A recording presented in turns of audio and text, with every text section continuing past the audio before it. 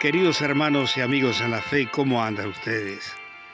Nos volvemos a encontrar en este espacio en familia, donde compartimos más o menos cada 8 o 10 días pequeños programas de radio transmundial, programas de 10, 15 minutos cada uno, donde nos ayudan a estar cerca siempre del Señor, agarrados de su mano para enfrentar los desafíos de cada día.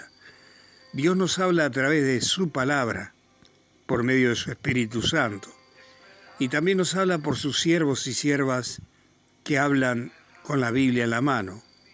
Le invitamos a que compartan estos espacios. Vamos a estar junto a ustedes 50 minutos aproximadamente, y terminamos con una alabanza, deseándole que Dios bendiga ricamente su vida. Puesto los ojos en Jesús, en el mundo hay mucha confusión, se habla de muchas cosas raras, extrañas, pero no olvide que Dios está sobre todas las cosas. Él tiene el control de todas las cosas que pasan en este planeta y en el universo.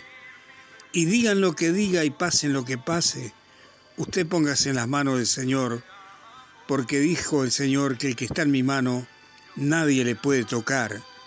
Y si Dios permitiese algo, es para nuestro bien, como dice Pablo en Romanos 8. Vamos a compartir estos programas que hemos creado con la bendición del Señor y la ayuda del Señor para ustedes. Pertenecen a Radio Transmundial. Gracias por vuestra compañía. Que Dios le bendiga ricamente. ¿Te sientes sin esperanza? ¿Te cuesta confiar en las personas? ¿Tienes miedo al futuro? No estás solo. Hay una esperanza real para ti, una que no cambia, una que sostiene.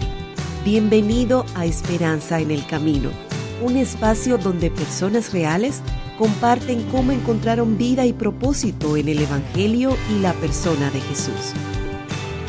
Hoy hablaremos sobre la perseverancia en la prueba.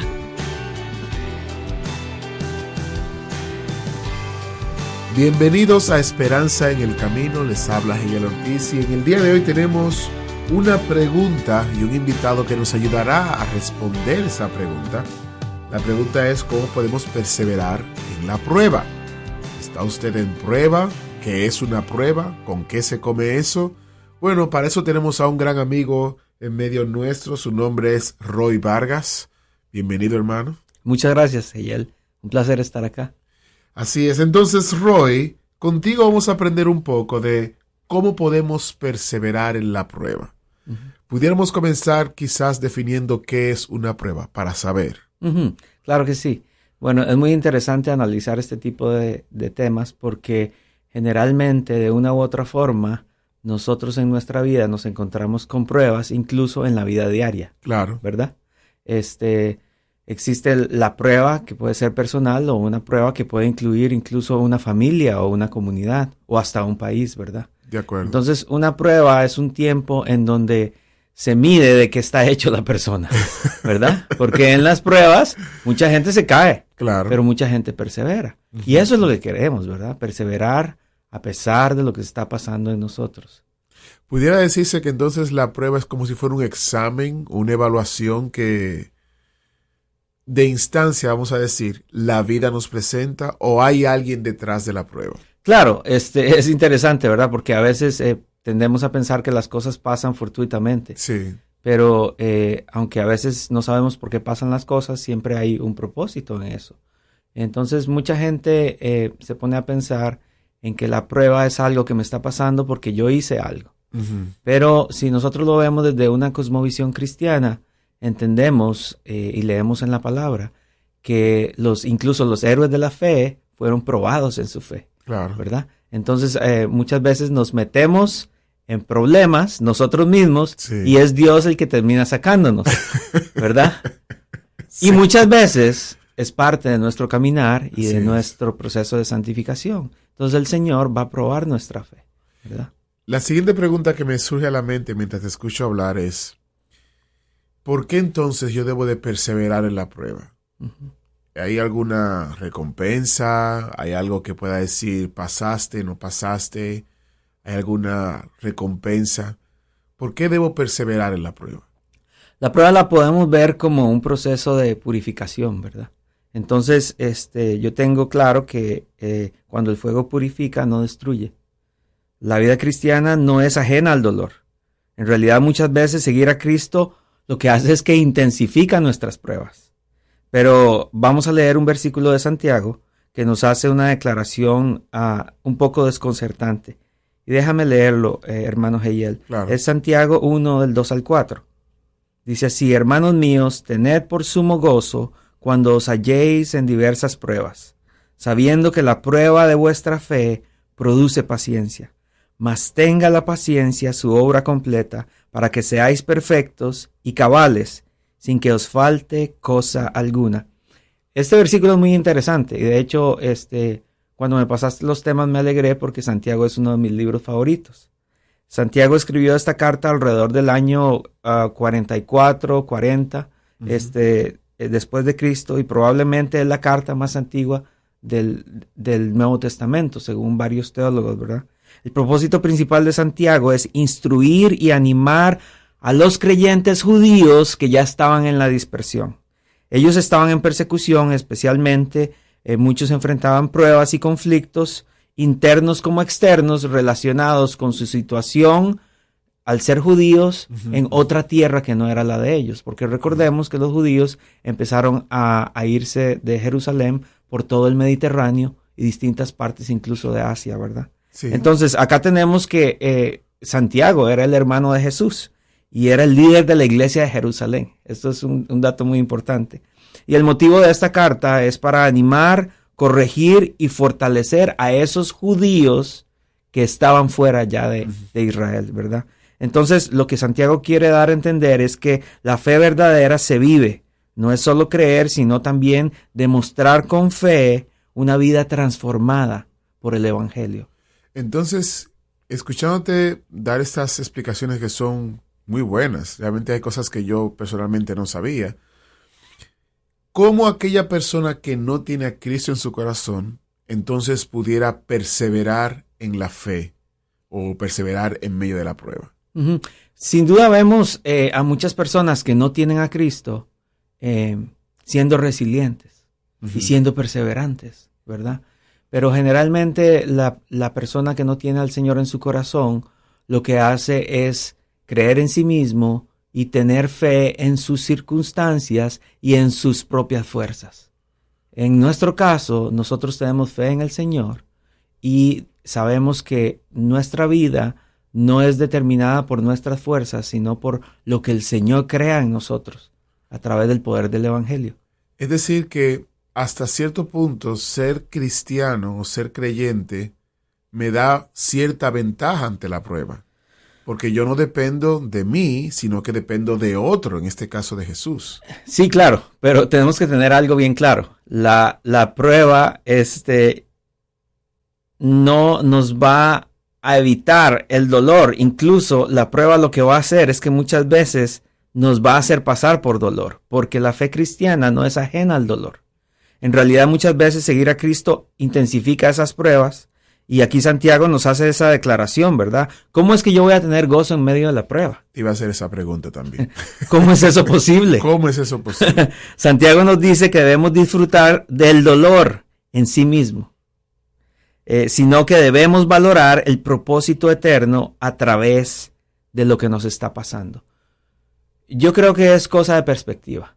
No es lo que me está pasando, es lo que yo hago con lo que me está pasando. Oh, interesante. Es mi actitud hacia la prueba, hacia el problema. Entonces, cuando empiezo a caminar en fe y a madurar espiritualmente, mis preguntas a Dios empiezan a cambiar. Porque mi pregunta cuando era un bebé espiritual era, Señor, ¿por qué me está pasando esto a mí? Claro. ¿Por qué estoy pasando por este desierto? Pero cuando caminamos y empezamos a aumentar nuestra fe y alimentar nuestra relación con el Señor, cuando pasa la misma prueba ya no es ¿por qué, Señor?, sino ¿para qué, Señor? Okay. ¿Qué es lo que quieres que yo aprenda con esto? Porque creo que uno de los beneficios y objetivos principales por los cuales Dios nos pone en pruebas es para que nosotros podamos crecer espiritualmente y construir nuestro carácter. Entonces, la pregunta que viene por ósmosis, pudiera decirse, ¿cómo podemos entonces perseverar en medio de las situaciones de prueba que llegan a nuestra vida? Sin duda, yo le recomiendo a las personas las disciplinas espirituales. Eso es algo fundamental. Especialmente vivimos en una era en donde Pablo describía en varias de las cartas otro evangelio. Pablo le hablaba a Timoteo de otro evangelio.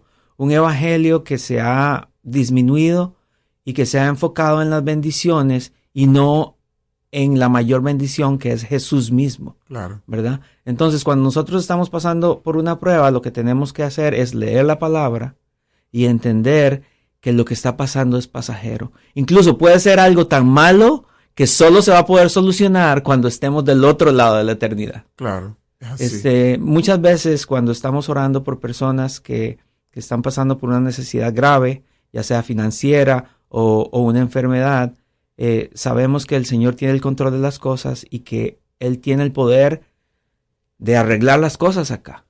Pero muchas veces estamos orando por una persona que tiene cáncer en la iglesia y milagrosamente el Señor escucha las oraciones y esa persona es sanada. Claro. Y otra persona con el mismo cáncer, estamos orando al mismo Dios, al que creemos, la iglesia está juntamente orando y esa persona muere. Claro. Tanto en ambos casos, el Señor lo sanó. Uno aquí y el otro allá. Entonces, una pregunta, ya que tocas ese punto. Yo sé quizás que por eso hablaba un poco de la ventaja para el creyente, porque el creyente puede orar y leer la Biblia y entenderla por el Espíritu Santo. La pregunta es, aquel que no es creyente, o aquel que puede pensar que es creyente, porque vivimos en una cultura donde todos creemos en Dios y todos decimos que Dios existe y demás, sabemos, tenemos el conocimiento y demás. Pero voy a la Biblia, la leo y no sé por dónde comenzar, o no me dice nada, o no sé cómo orar, o cuando oro es como muy repetitivo, oro lo mismo siempre. Claro. ¿Cómo esa persona que aún no tiene Cristo en su corazón puede dar el siguiente paso, o puede dar cuáles pasos para poder perseverar en medio de la prueba? Sí, eso que mencionas es muy interesante porque mucha gente empieza a leer la Biblia y uno empieza un libro por el principio. Claro. Y en Génesis, bueno, pues es un poco una historia porque es cómo Dios creó el mundo, cómo creó los humanos y cómo empieza a poner diferentes pruebas a las personas que vivían en ese tiempo. Pero después llegamos a otros libros del Pentateuco en donde la gente no entiende. Si van a Levítico, Deuteronomio, cuando las leyes. Wow. Eso es lectura pesada, ¿verdad? Sí, entonces, si alguien me pregunta a mí, de hecho me lo han preguntado, ¿por dónde empiezo? Entonces, el libro que a mí me gusta recomendar, porque es una pintura lindísima del Evangelio, es el libro de Juan. Okay. El libro de Juan tiene un vocabulario entendible y describe detalles específicos, no solo de la vida de Jesús, sino también menciona el Antiguo Testamento y también describe el Evangelio. Otro libro que yo animo mucho a las personas a leer son los Proverbios. Proverbios podríamos decir que son gotitas de sabiduría, claro, ¿verdad? Los Proverbios se pueden hacer en devocionales diarios, devocionales de 30 días y por supuesto los Salmos. La sabiduría que Dios le dio a David es incomparable. Y él tenía algo que muchos de nosotros anhelamos, que es esa relación tan fuerte, que él primero hablaba de Dios, porque lo alababa con los salmos, y después hablaba con Dios, ¿verdad? Entonces, todos anhelamos eso. Sí. ¿verdad? Incluso las personas que no conocen al Señor están anhelando tener una relación con un ser superior, porque si nosotros lo vemos en perspectiva, todos los humanos, independientemente de raza, nacionalidad, o etnia, estamos creados para adorar. Y si no estamos adorando al Dios verdadero, estaremos adorando algo más. A otra cosa, exactamente. Es interesante.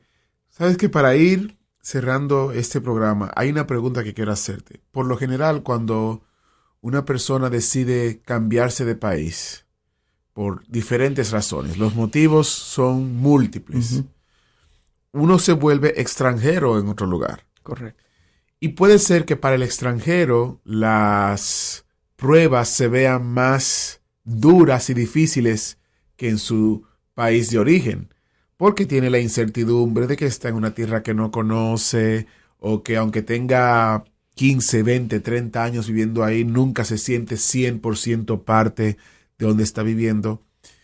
¿Qué palabra de esperanza pudiéramos darle a esa persona que está extranjero en un lugar, está pasando por dificultades y por pruebas, y le cuesta perseverar? Sí, a mí me gusta animar, pero también me gusta desafiar a las personas. Claro. Y lo que yo he tenido la oportunidad de hablar con muchas personas extranjeras en este país y en diferentes países, y yo les digo, mira, no eres el primero. Así es. Eso hay que tenerlo claro. Claro, no soy el primer extranjero en la historia del mundo que está en otra tierra viviendo algo difícil. Sí. Incluso en la palabra tenemos muchos ejemplos.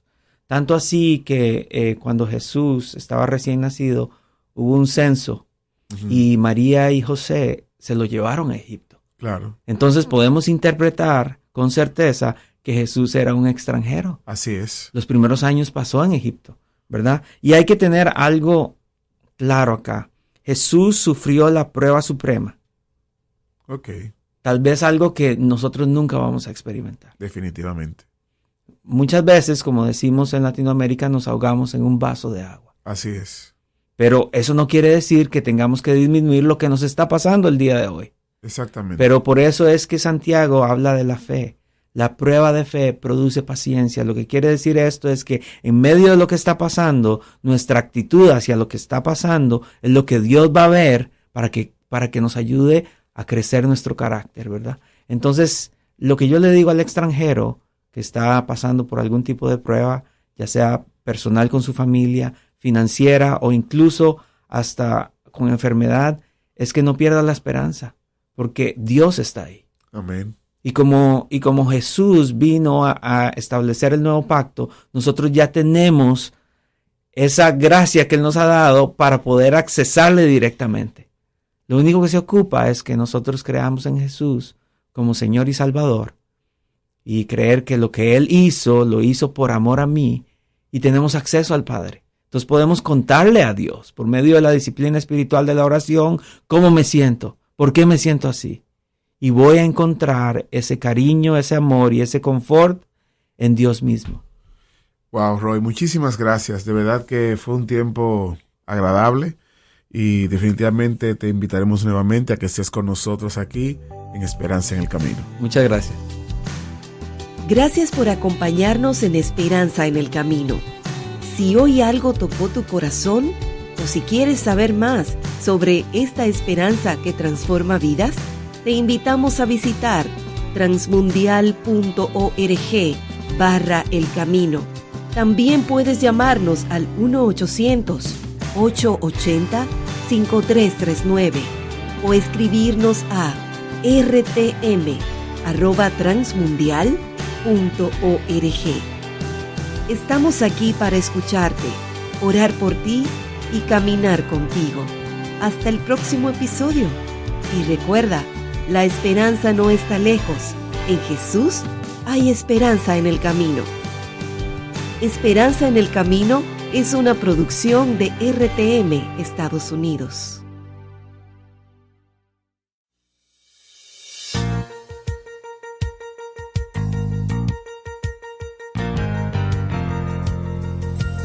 Existen variedades de té y formas de acompañarlo, pero nada como un tecito de manzanilla en la presencia del que todo lo puede. Tecito de manzanilla con la doctora María Burton.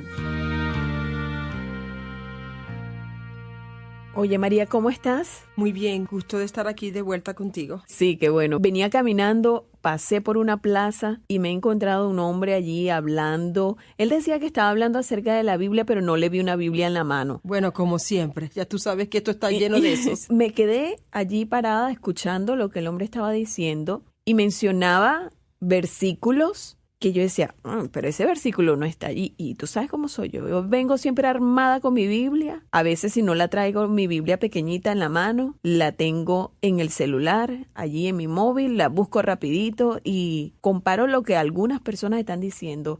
Y yo verifico si eso que están diciendo es cierto. Imagínate, Anabel, y es que es una alerta que tenemos que dar a través de este medio, de que cualquier persona que se pare allí a repetir como un lorito no quiere decir que esté diciendo la verdad. Por eso, Anabel, que tenemos que escudriñar la palabra de Dios. Sí. Está en todas partes. Segunda de Timoteo 3:16, que nos dice que la palabra de Dios es toda inspirada y que es buena para redarguir, para enseñar, para corregir. Y todavía sí, Anabel, la gente no lee la Biblia y había gente alrededor de él. Uy, eso estaba lleno de gente alrededor. Segunda de Pedro 2:17. Estos son fuentes sin agua y nubes empujadas por la tormenta, para los cuales la más densa oscuridad está reservada para siempre. ¿Qué pasa aquí que nos está hablando Pedro? Dice que las fuentes no tienen agua de verdad y las nubes no tienen tampoco agua. Son empujadas por la tormenta porque están vacías, Anabel. Sí. Pero tristemente la gente no sabe. Pero a él, ¿cuál es la consecuencia de eso? ¿Qué dice la palabra de Dios? Dice, para los cuales la más densa oscuridad está reservada para siempre. ¿Cuál es esa densa oscuridad para ti, Ana? Bueno, podría ser el infierno. Por supuesto, porque dice que es una densa oscuridad que va a agarrar a esta gente para siempre. Entonces, si tú estás escuchando allí, la palabra de Dios está llena, Anabel. Mira, sí. Salmo 119:11 dice que en mi corazón guardo tus mandamientos para no pecar contra ti. Deuteronomio 11:18. Sí, pero la cosa es que lo guardo, pero ¿qué estoy guardando? Estoy reflexionando en torno a lo que está allí en esa palabra. Eso lo estoy memorizando. Recordé lo que dice la Biblia de que vendrán falsos maestros. Por supuesto, porque ellos te están dando algo, porque ellos saben que la gente, una de las carencias más grandes que hay en el mundo, sobre todo en la iglesia cristiana, es que la gente no lee la palabra de Dios, no la medita, no la escudriña y no la memoriza. No, y algunos dicen que se volverían locos si la leen. ¿Es eso cierto? No, eso es completamente falso, porque la palabra de Dios se dio para que nosotros la usemos. Que Dios te bendiga. Nos gustaría enviarte el libro escrito por María Burton, Madres que Edifican. Solicítalo gratis a nuestra dirección tecito@transmundial.org o envía una carta a nuestra dirección Tecito, P.O. Box 2805, Miami, Florida 33265, Estados Unidos. Visita nuestra página en internet twr360.org/TDM. Vuelve a sintonizar Tecito de Manzanilla.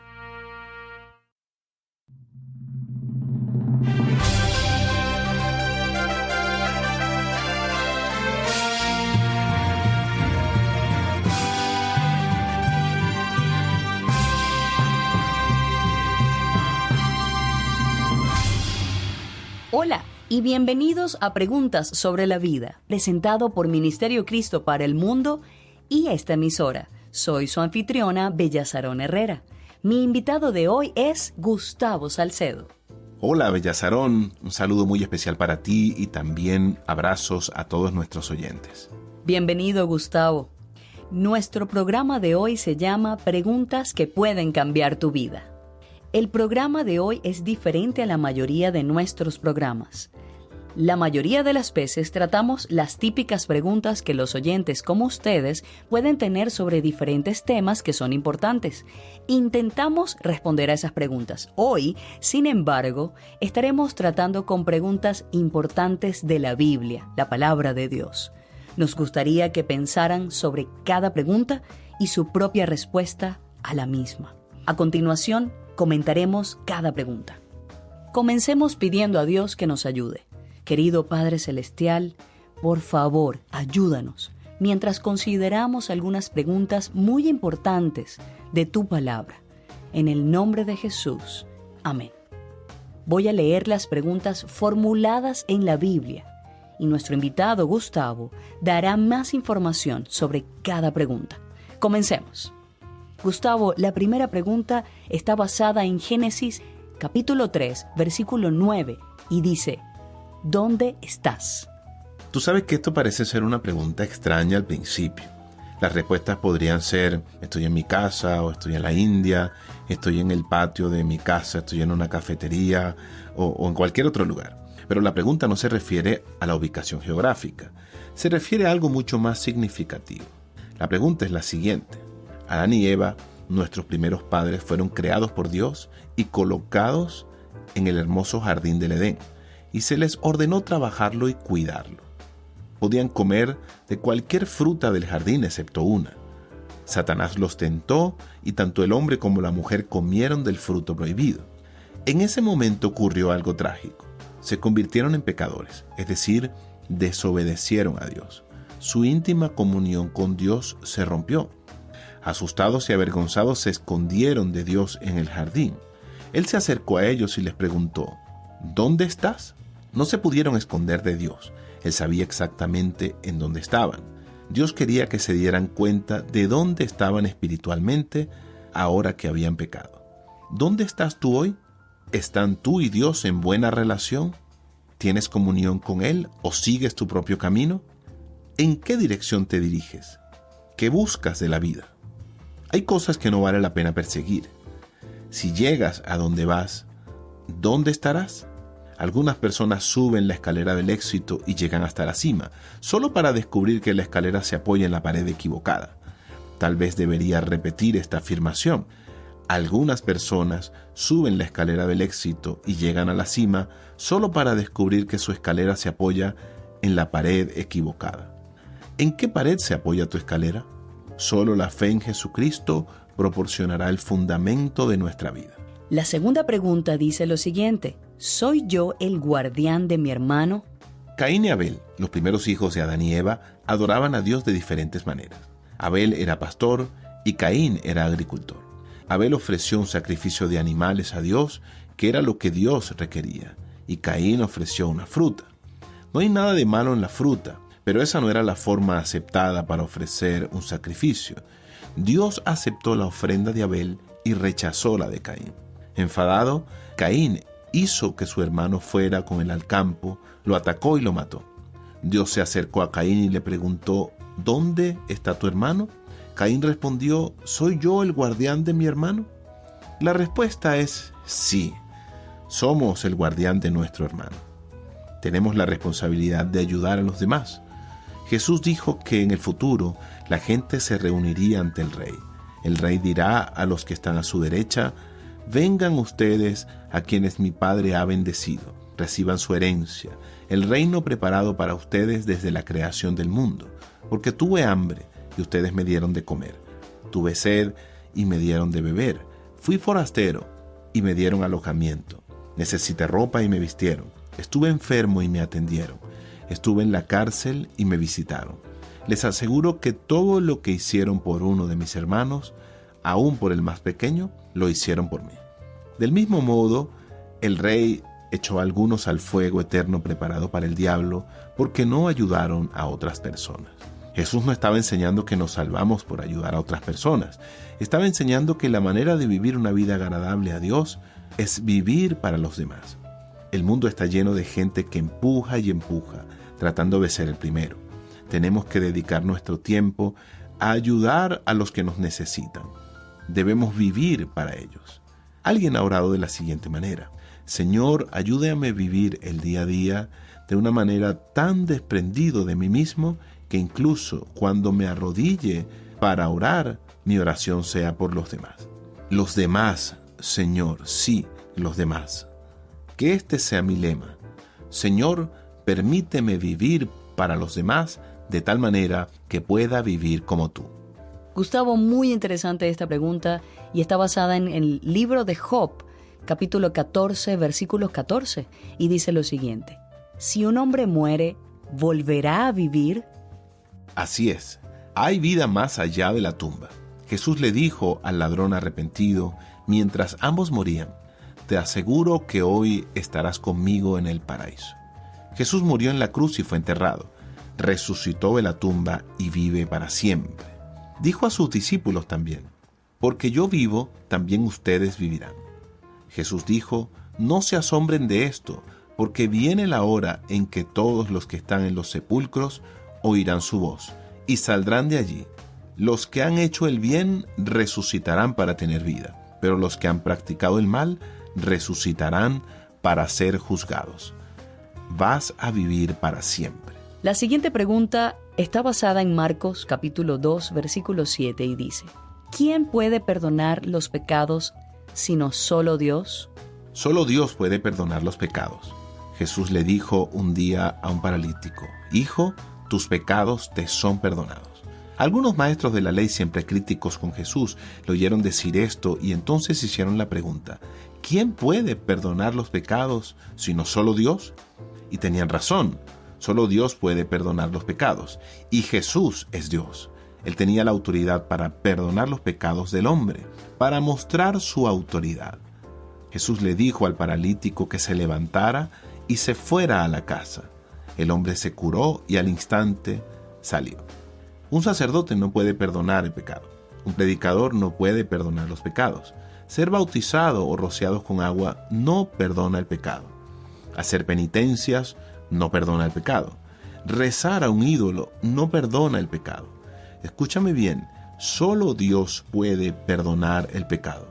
Cuando acudimos a Él y confesamos apartándonos de nuestros pecados, Él nos perdona. Muy importante esta pregunta, Gustavo, y dice lo siguiente: ¿qué debo hacer para heredar la vida eterna? Esto lo preguntan en Lucas capítulo 18, versículo 18.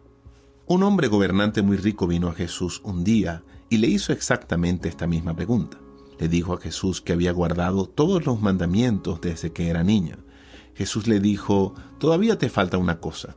Vende todo lo que tienes y repártelo entre los pobres, y tendrás tesoro en el cielo. Luego ven y sígueme. Cuando el joven oyó eso, se dio la vuelta y se alejó apenado porque no quería desprenderse de sus riquezas. Jesús no estaba enseñando que recibimos la vida eterna vendiendo lo que tenemos y dando a los pobres.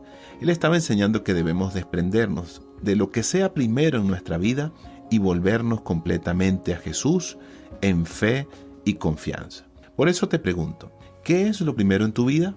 Entrega todo lo que eres y lo que tienes a Dios y confía en Jesús como tu Salvador. Gustavo, esta pregunta es muy importante y dice: ¿qué tengo que hacer para ser salvo? En Hechos, capítulo 16, versículo 30. Los apóstoles, Pablo y Silas, fueron arrestados en Filipo por predicar acerca de Jesús a la gente. Fueron golpeados y arrojados a la cárcel y puestos en cadenas y en el cepo. Dios velaba por ellos, así que a medianoche hubo un violento terremoto que abrió todas las puertas de la prisión y soltó las cadenas de todos. El carcelero había visto el espíritu de victoria de Pablo y de Silas antes en el día. Vio cómo soportaron los severos azotes, los oyó cantar alabanzas a Dios en la oscuridad de la noche. Sabía que Dios estaba con ellos. Sabía que el terrible terremoto provenía de Dios. Así que el carcelero pidió luces y entró y se postró tembloroso ante Pablo y Silas y preguntó: Señores, ¿qué tengo que hacer para ser salvo? Cree en el Señor Jesús, así tú y tu familia serán salvos. Voy a explicar en términos sencillos lo que significa esto de creer en Jesús. En primer lugar, Dios te ama con amor eterno. La Biblia dice: porque tanto amó Dios al mundo, que dio a su Hijo unigénito, para que todo el que cree en Él no se pierda, sino que tenga vida eterna. Lo segundo es que nuestros pecados nos han separado de Dios. La misma Biblia dice: pues todos han pecado y están privados de la gloria de Dios. En tercer lugar, debes saber que Dios nos ama. El Dios justo y santo ha preparado un camino para que nuestros pecados sean perdonados. Esto es a través de Jesucristo. Por eso la Biblia dice lo siguiente: porque hay un solo Dios y un solo mediador entre Dios y los hombres, Jesucristo hombre, quien se dio a sí mismo en rescate por todos los hombres. En cuarto lugar, Jesús murió en la cruz por nuestros pecados. La palabra dice: pero Dios muestra su amor por nosotros en esto, en que cuando todavía éramos pecadores, Cristo murió por nosotros. Murió en nuestro lugar. resucitó de entre los muertos y vive para siempre. Él tiene el poder para entrar en nuestras vidas y perdonar nuestros pecados y darnos la salvación eterna. El perdón de los pecados y la vida eterna es el don gratuito de Dios. No trabajamos para ello, es decir, lo recibimos como un regalo. Para recibir el perdón y la vida eterna, debemos apartarnos de nuestros pecados y poner nuestra fe y confianza en Jesús. Hacemos esto orando, es decir, hablando con Él. La palabra dice, porque todo el que invoque el nombre del Señor será salvo. Voy a hacer una breve oración a Dios. Escucha atentamente mi oración y cuando haya terminado, la repetiré una frase a la vez. Querido Dios, me alejo de mis pecados. Pongo mi fe y confianza solo en Jesús para que sea mi Salvador y me perdone. A partir de este día, seguiré a Jesús.